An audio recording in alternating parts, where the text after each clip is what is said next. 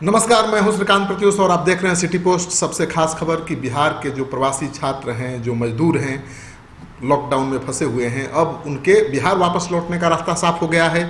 केंद्रीय गृह मंत्रालय ने अब छूट दे दी है, उनको बिहार सरकार वापस ला सकती है। आपको पता है कि बहुत राजनीति तेज हो गई थी बिहार की प्रवासी मजदूरों को लेकर और कोटा और दूसरे शहरों में फंसे हुए छात्रों को लेकर। आपको पता है कि लॉकडाउन में बिहार के बाहर जो प्रवासी मजदूर फंसे हुए थे, जो छात्र फंसे हुए थे, उसको लेकर बिहार की राजनीति काफ़ी गर्मा गई थी। लगातार विपक्ष सवाल उठा रहा था, तेजस्वी यादव नीतीश कुमार पर निशाना साध रहे थे और सबसे बड़ी बात यह थी कि बीजेपी ने भी नीतीश कुमार की घेराबंदी शुरू कर दी थी। तो जिस तरह से बीजेपी ने नीतीश कुमार की घेराबंदी शुरू कर दी थी, उससे जेडीयू की चिंता बढ़ गई थी। आपको पता है कि लॉकडाउन में कहीं आने जाने की मनाही थी और इसी कानून का ध्यान रखते हुए नीतीश कुमार ने प्रवासी मजदूरों और छात्रों को लाने से मना कर दिया था। लेकिन इसी बीच लॉकडाउन के बीच ही उत्तर प्रदेश के मुख्यमंत्री आदित्यनाथ योगी ने बिहारी मजदूरों को उत्तर प्रदेश से बिहार भेज दिया बस करके, और जो उनके छात्र फंसे हुए थे, प्रवासी मजदूर फंसे हुए थे विभिन्न राज्यों में, उनको भी वापस बुला लिया। फिर कई राज्यों ने ऐसा ही किया। जब कई राज्यों ने ऐसा कर दिया तो और मांग तेज हो गई कि सब राज्य अपने प्रवासी मजदूरों को, छात्रों को वापस बुला रहे हैं। फिर नीतीश सरकार ऐसा क्यों नहीं कर रही है? दरअसल नीतीश कुमार ये नहीं चाहते थे कि उन पर ये आरोप लगे कि लॉकडाउन का उन्होंने उल्लंघन किया, क्योंकि अगर सबसे पहले जिस तरह से योगी आदित्यनाथ ने शुरुआत की थी लॉकडाउन के बीच अपने मजदूरों को, बिहार के मजदूरों को वापस लाने की या भेजने की, वही शुरुआत अगर नीतीश कुमार ने कर दी होती सबसे पहले, तो नीतीश कुमार सबके निशाने पर आ जाते और फिर आरोप लगता उन पर कि प्रधानमंत्री के साथ उनका ठीक तालमेल नहीं है और शायद इसी वजह से उन्होंने प्रधानमंत्री के आदेश का, लॉकडाउन के आदेश का उल्लंघन किया है। तो नीतीश कुमार ने इसी बात को ध्यान में रखते हुए नियम कानून के तहत साफ कर दिया कि जब तक नियम कानून नहीं बनेगा तब तक हम उनको नहीं लाएंगे। जहां पर वो होंगे वहीं पर उनके लिए व्यवस्था करेंगे, उनको कोई परेशानी नहीं होने दी जाएगी। हजारों करोड़ रुपया प्रवासी मजदूरों के खाते में नीतीश सरकार ने भेज दिया। छात्रों के लिए भी हर छात्र के अकाउंट में 1000 रुपये का प्रावधान कर दिया।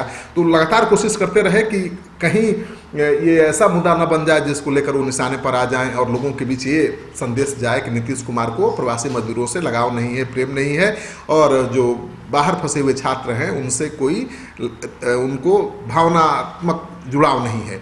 नीतीश कुमार समझ गए कि बीजेपी और विपक्ष के नेता सब मिलकर उनकी घेराबंदी करना चाहते हैं, उनको ये साबित करना चाहते हैं कि वो संवेदनशील नहीं है, उन्हें चिंता नहीं है बिहारी मजदूरों की और छात्रों की। और जब बीजेपी जो सहयोगी दल है उसने ही ऐसा शुरू कर दिया तो नीतीश कुमार की चिंता और बढ़ गई। फिर क्या था, नीतीश कुमार ने प्रधानमंत्री के साथ वीडियो कॉन्फ्रेंस में एक बड़ी मांग कर दी। उन्होंने कहा कि लॉकडाउन के बीच भी जो मजदूर फंसे हुए हैं बिहार के और छात्र, उनको लाने के लिए कानून में प्रावधान होना चाहिए, यानी कोई नीति बननी चाहिए। नीतीश कुमार ने साफ संकेत दिया कि हम नीति और कानून के खिलाफ जाकर कोई काम करने वाले नहीं हैं, चाहे वो उससे राजनीतिक लाभ हो या घाटा। प्रधानमंत्री ने समझ लिया बात, क्योंकि नीतीश कुमार ने बहुत मजबूती के साथ इस मांग को उठाया था और उन्होंने इशारे में ये भी कह दिया था कि जिस तरह से सत्ताधारी दल यानी बीजेपी के नेता छात्रों को और प्रवासी मजदूरों को नहीं बुलाए जाने की मांग को बड़ा मुद्दा बना रहे हैं, उस मुद्दे के आधार पर उनकी घेराबंदी कर रहे हैं, उनके ऊपर हमले कर रहे हैं, इससे तो बात बिगड़ रही है। तो सही यही होगा कि कोई कानून बने, कोई नीति बने जिसके तहत बिहार के बाहर फंसे छात्रों और प्रवासी मजदूरों को लाया जाए। तो नीतीश कुमार की मांग आखिरकार प्रधानमंत्री ने मान ली है और आज गृह मंत्रालय की तरफ से एक अधिसूचना जारी हो गई है कि प्रवासी मजदूरों और छात्रों को वापस लाया जा सकता है। तो खबर आ गई है कि अब बिहारी छात्रों को कोटा से, दूसरे शहरों से लाने का काम आज से शुरू हो गया। तो अब नीतीश कुमार पर जो विपक्ष हमला साध रहा था वो शायद नहीं साध पाएगा, क्योंकि ये छूट मिली है तो नीतीश कुमार की मांग की वजह से। नीतीश कुमार ने 2 दिन पहले जो वीडियो कॉन्फ्रेंसिंग हुई थी प्रधानमंत्री के साथ, उसमें मजबूती के साथ इस मांग को रखी थी और वो सफल हुए हैं, उनकी मांग प्रधानमंत्री ने मान ली है। तो अब जो बड़ा मुद्दा था विपक्ष का या बीजेपी के कुछ उन नेताओं का नीतीश को घेरने का, वो मुद्दा अब खत्म हो जाएगा और बिहार के जो छात्र फंसे हुए हैं बाहर, जो मजदूर फंसे हुए हैं बाहर, अब उनके बिहार वापस आने का रास्ता साफ हो गया है। अब नीतीश सरकार की योजना ये है कि सबको बिहार लाया जाए, सबकी पूरी तरह से देखभाल की जाए, सबको रोजगार दिया जाए, सबको इतनी सहायता दे दी जाए कि ये बिहार से फिर वापस जाए ही नहीं। आप समझ सकते हैं कि जब बिहार के लाखों मजदूर बिहार वापस आ जाएंगे, अगर यहाँ पर उनको रोजगार मिल जाएगा, उनको खाने पीने के लिए अनाज मिल जाएगा, रहने के लिए घर मिल जाएगा, तो फिर वापस जाने में देर तो जरूर लगाएंगे। अगर हमेशा के लिए वापस जाने का मन फैसला नहीं भी लेते हैं तो अभी फिलहाल 1 साल तक तो शायद ही हो जाएं। तो शायद इसी रणनीति को ध्यान में रख के नीतीश कुमार ने व्यापक पैमाने पर तैयारी की है इन मजदूरों को सहायता पहुंचाने की, जो भी लॉकडाउन में फंसे हुए गरीब हैं उन तक मदद पहुंचाने की।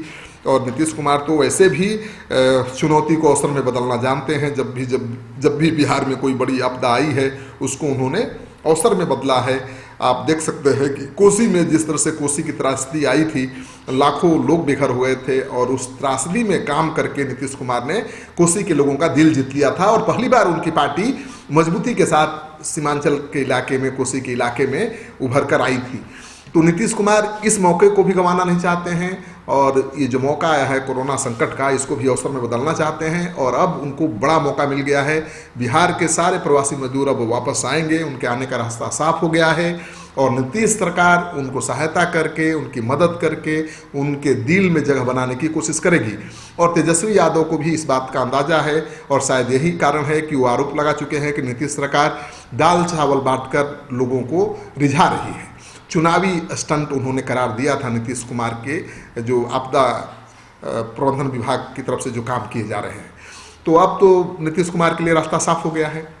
अब विपक्ष घेराबंदी भी नहीं कर पाएगा, बाहर से छात्रों को और प्रवासी मजदूरों को नहीं लाया जा रहा है, मुद्दा भी नहीं उठा पाएगा और इसी बहाने चुनाव के पहले लाखों मजदूर बिहार वापस आ जाएंगे। अगर नीतीश कुमार ने, उनकी सरकार ने उनका दिल जीत लिया तो जाहिर है कि उनकी राजनीतिक ताकत भी बढ़ेगी, जिस तरह से कोसी आपदा के बाद कोसी के इलाके में बढ़ी थी। अब तो आने वाला वक्त बताएगा कि इस आपदा को अवसर में कहाँ तक बदल पाते हैं और उसी पर सब कुछ निर्भर करेगा। आपको एक खबर अच्छी लगे तो दोस्तों के साथ इस वीडियो को खूब शेयर करिए। अगर आपने अब तक हमारा चैनल सब्सक्राइब नहीं किया है तो कर लीजिए। आपका सहयोग समर्थन सिटी पोस्ट के लिए बहुत अहमियत रखता है।